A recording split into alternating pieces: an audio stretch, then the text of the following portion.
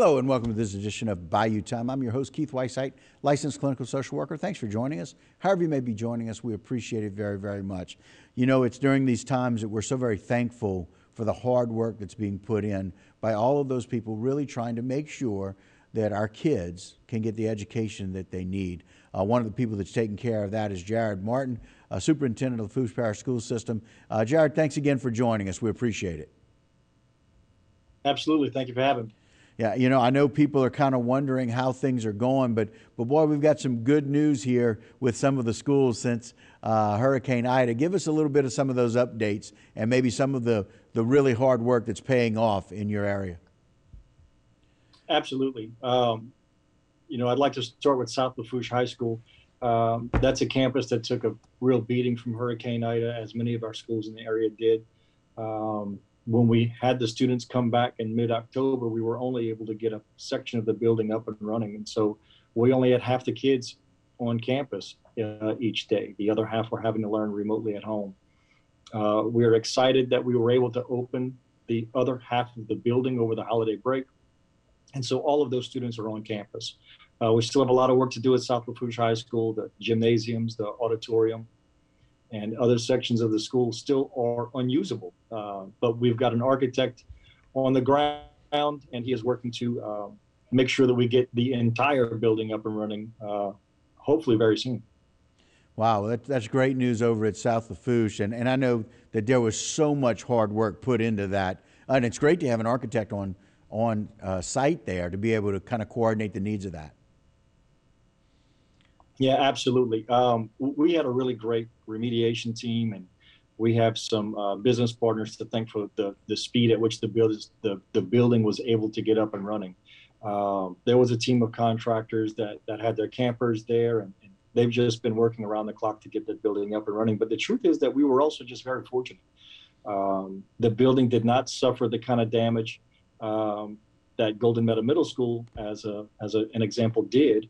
And so there was a section of the building that only required sheetrock, drop ceiling, and some roof repairs to get it up and running. Golden Meadow Middle School, on the other hand, is still not occupied by its students. Those students are at an alternate site, and we're going to have to do a tremendous amount of work to get that school up and running. Right. And how's it going with them being transferred to that alternate site? I know we've heard some real positive things about how that's been working. Give us a little bit of an update on those students. Yeah, absolutely. I would say that the teachers and the administration of Golden Meadow Middle School have been just remarkable throughout this whole process. Imagine being uprooted from your home school and having to go to a neighboring school with all of the technological equipment, lesson plans, and instructional materials to go along with it. And they've done it, and they've done it really well. The kids have adapted well. The community, I believe, has responded with an overwhelming amount of support. And then let's not forget that the students who were previously at that location, which is Golden Meadow Upper Elementary, they had to go to Golden Meadow Lower Elementary and combine with another school. But everything is going well. Our kids are in school every day, and we have a lot to be thankful for, but just a tremendous amount of work to get the infrastructure repaired. And thank you, Jarod. We appreciate those updates. I know some of the schools may have gotten some water issues or some flood damage. Can you tell us about that? Yes, sir. The school that flooded in the Kramer community is Bayou Elementary. We are still arriving at a path forward with Bayou Elementary. We have full anticipation and hopes to rebuild it to even better condition than it was before. But what has to happen is an architect has to go in and conduct an analysis of how much it's going to cost to rebuild it, and then we'll go from there. And we'll make some decisions for the future of that school. But our intent is certainly to preserve that community school if it is at all possible. There's actually a school on that campus, the Old Red Building, one of the oldest single classroom schoolhouses in Louisiana, if not the oldest. I believe it dates back over 100 years. And of course, it did not flood because back then folks built up and they knew exactly how to do it. So that building was quite well, but we've got a whole wing that took a tremendous amount of water. So we've got to get that fixed. Well, we got about a minute left here in this segment, but you know, Jarod, I guess my question is how proud are you of your staff and the students for, in this short period of time, considering all of the damage, how well all of those schools are doing. As you mentioned, most of the other schools are back at capacity with regards to structural damage and issues. And we'll talk about COVID here in the next segment, but how proud of you of what your team's been able to do to get back and rolling to teach the kids? Yeah, well, this storm just confirmed what I've known for, a couple of years that I've been in this position, that we've got a phenomenal team. From the time the hurricane hit to, the holidays, we've been working around the clock to get these buildings up and running. We know what these schools mean to the community. We know what these schools mean to our children. And we're just really thrilled to death that all of our kids are able to be in class every day. But again, it was a bit of good fortune as well as a lot of hard work, because had one more building been damaged catastrophically, we would not have been able to provide the services we're providing today. And we were talking a whole lot about how busy you guys. That's okay. How busy you guys stay, and we know that, and we appreciate that. We know how busy your team is, and it never stops. And we appreciate you taking some time to spend with us. But we know that with your teams working so hard, as you mentioned, since Ida through the holidays, they've been working around the clock.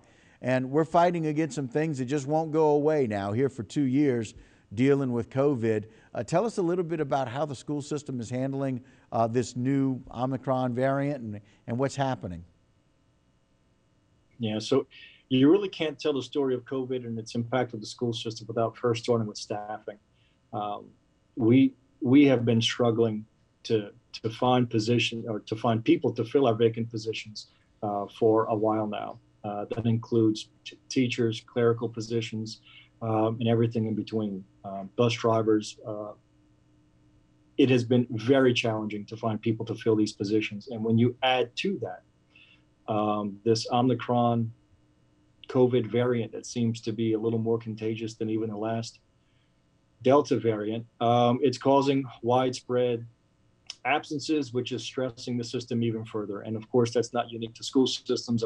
I think that if you spoke to business owners, restaurant owners, everybody's experiencing the same thing. So what we're seeing is what everybody is seeing, which is a sharp uptick in the number of cases, which results in a sharp uptick in the number of folks that cannot work.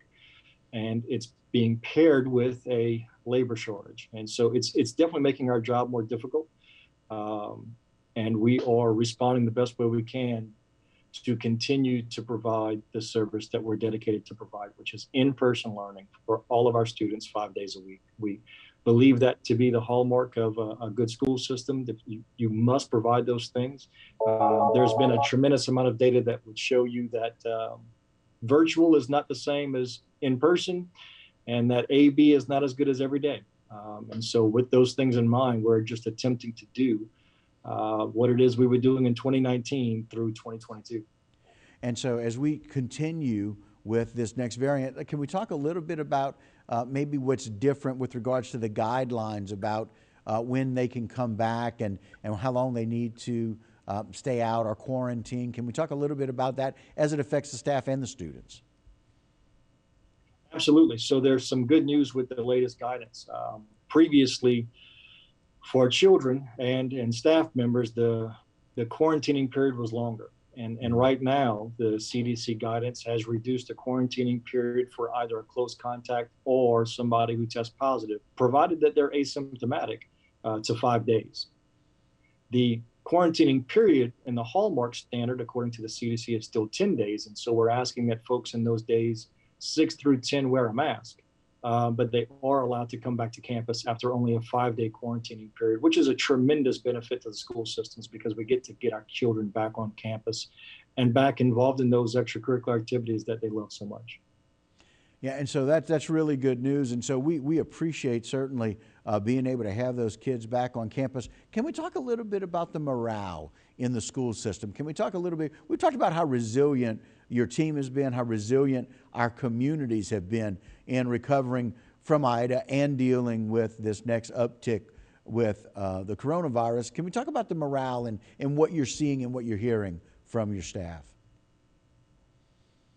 Yeah, look, overall, I think morale is still high, and I have the complete faith and confidence in the resiliency of not only our staff, but the entire community. But being a teacher today is hard. it's probably never been harder. And I see in the faces of our teachers, I see in the eyes of our custodians, I see in the expressions of our bus drivers and cafeteria workers and everybody that walks the halls of our campuses and serves our children. It's tough because every day we're confronted with a new challenge, and it seems like tomorrow is only going to be harder than yesterday. But we have been able to persevere. I have all the confidence that we're going to continue to persevere. But without a doubt, this is testing the mettle of everybody in the community. Yeah, and things are a little different with regards to how we're able to maintain the safety and protocols over in the school system. We're not having to do that severe disinfecting like we were before, but I know that your teams are still being very vigilant about that as well. Yeah, we are.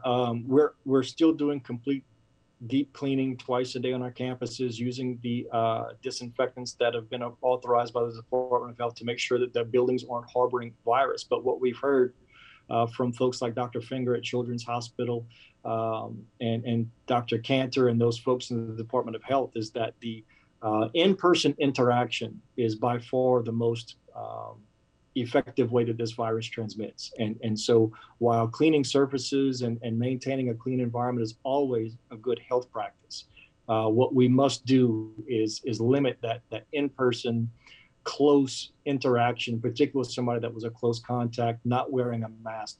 Those are the most effective ways that the virus transmits. And so that's what we focused on as a means by which we try to slow down the spread of this virus. Well, we can't thank you enough for the work that you're doing, with the work that your team is doing, and being able to provide in-person services and education to the kids has proven to be incredibly valuable. We can't thank you enough for all the work and effort that's being done. So thanks for taking care of your staff, and thanks for taking care of the kids. It's much appreciated. Thank you, and I'll pass it along to our teachers and principals and all the folks that are making that possible, because they work hard every day. Please do, and a very happy new year, and we'll look for some good things here in 2022.